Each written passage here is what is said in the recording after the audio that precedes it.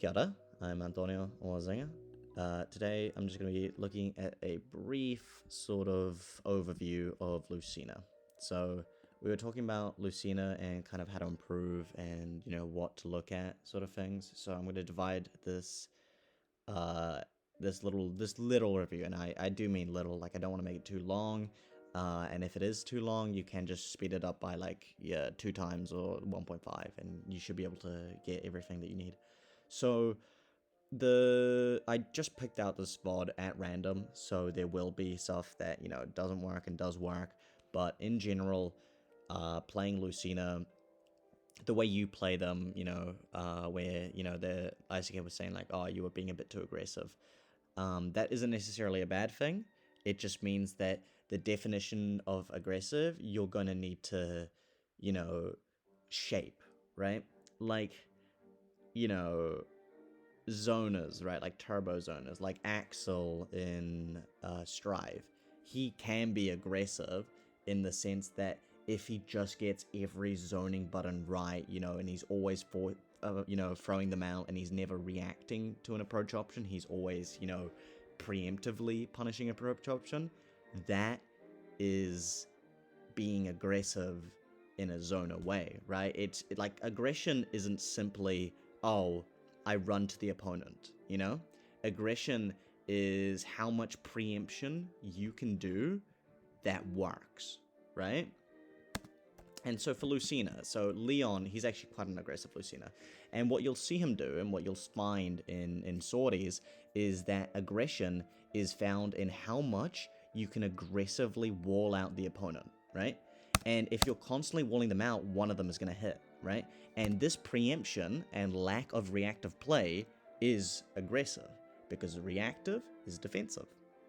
So this has pros and cons, right? So look at this poke, right? He just ran in and did a pivot cancel left tilt, which, by the way, absolutely learn. It's just a better dash deck in every single way, right? This preemptively covered everything, right? He was just covering space. He was hitting them where he was, right? But it'll also catch like a dash back, and he's just throwing out hitboxes. This is aggressive Lucina, even if a fox would be running up even further or jabbing into shield, right?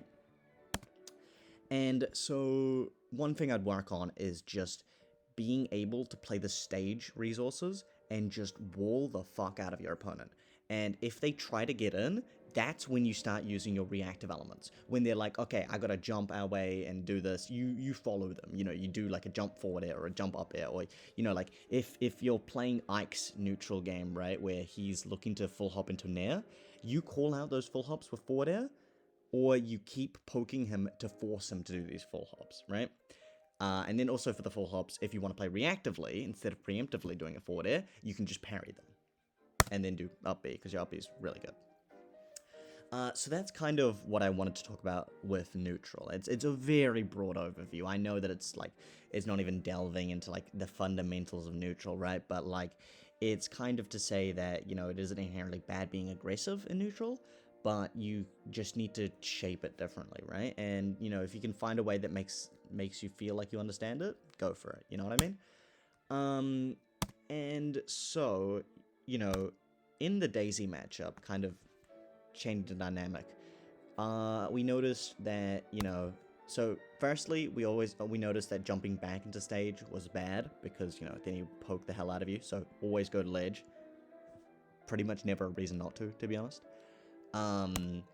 But also what we noticed is that edge guarding him is pretty tough. So you can do some ledge play sort of thing to really bolster your ledge play against floaties specifically, like Peach and Daisy. But one thing that I would kind of commit to learning is this position right here. Now keep this as a mental note, because Leon does this a lot. So you're here, and wake up in platform fighters works so much differently than in traditional fighters, right? So in traditional fighters, the get up is a fixed timing. You are forced into that get up, right? So conditioning there works a lot on the tells that you give when you're going into his wake up, right? So, a common strategy, you'll know obviously is in Street Fighter, where they wake up and then you feign yourself going forward for a grab, but then you walk backwards as a shimmy, right? This is the tell you're giving your opponent, right? Smash works slightly differently, where grabbing the ledge doesn't force you into either a forced get up nor a predictable get up, right? You can still hold the ledge, you can do a roll, you can do a whatever, you can do a blah blah blah, right? The way you should ledge trap is not thinking that, every ledge option is going to be, like a habit, right? Like if you're here and you're not doing anything and he's on ledge, his option is unpredictable. You have no control over it, right? There's no, like, he might do it, maybe there'd be an increased likelihood of doing a get up attack, but that's about it, right? Realistically, what you're actually trying to do when you're on ledge here is you're trying to force them to react to your tell so you get them to do something. So, let's say you stood here and you did down tilt. So if you early in the set, do a down tilt here, then it's unreactable, right? Sorry, let me just get back to that point. It's just completely unreactable. It's a knowledge check. You know what I mean? So if you do a down tilt here, you get them off ledge and you restart the situation again. It's non-reactable. I need to, hammer that in, right? So you showed that, right? And now they're back on ledge. Now they're forced into doing something because you have a non-reactionable option, right? So what you could do is you could give them a different tell, right? Or you could just wait. So here, the reason why Leon waits is because T knows of the down tilt, right? So Leon runs back to, avoid a reversal, like a get up attack, and he gets control of the ledge. Now he's in a really good scramble, right? And he actually whiff punishes there. But essentially what you want to do is when you're on ledge is you want to give them a slight little tell, right? What I used to do, if you remember, is that I used to jab on ledge, right? And this wasn't, well, I mean, this was to cover jump, just to check if they knew it. But it was also to try provoke a get up attack or try provoke a neutral get up, right? While there are, like, habits, like people will just sometimes only jump off ledge, it's important to note that a lot of the time the opponent is trying to react around you and you need to punish that. So an important moment of the set that I really want to outline as well is because you were ledge trapping very well against me, at least. You were using your up B, you were covering the ledge very well. But another thing, one thing you were doing is you were doing up B. So up B is a pretty good ledge trapping tool, kind of. Like, like if they're doing a specific option, like a get up attack, and it's your strongest maybe thing to do, maybe it's best. But one key thing I want to highlight, and come on, get to this part. I'm waiting for him to do this. Here it is. Yeah, okay. So he shields a get up attack. Again, using the tell of the dropping of shield, and then just shielding again to bait out the get up attack. And then he does an up air. This is really good. Actually, probably could have done Nair and it would have killed, but this is really good. And again, let's see where he started this ledge trap.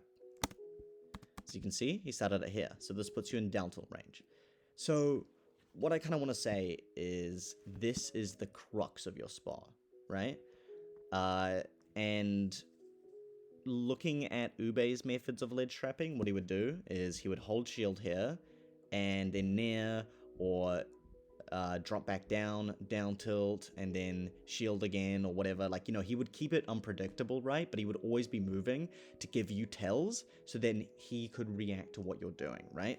So he wouldn't just sit here and hold shield. He would stand here, Nair, shield, down tilt, shield, anything to provoke an option, and then punish it. But, let's go top down, and let's just break down the options that you cover. So down tilt covers ledge hang. Really good option to cover. It's honestly super good. Super strong. Shield covers get up attack. Also covers neutral get up if you grab it. And shield also covers drop ledge aerial. The hardest thing to cover here is probably roll, but even then you can probably still realistically dash grab it. Now, there is a con of standing here, and that you can very easily give up space, right? And what you were doing is you were playing around roll, and that's really good.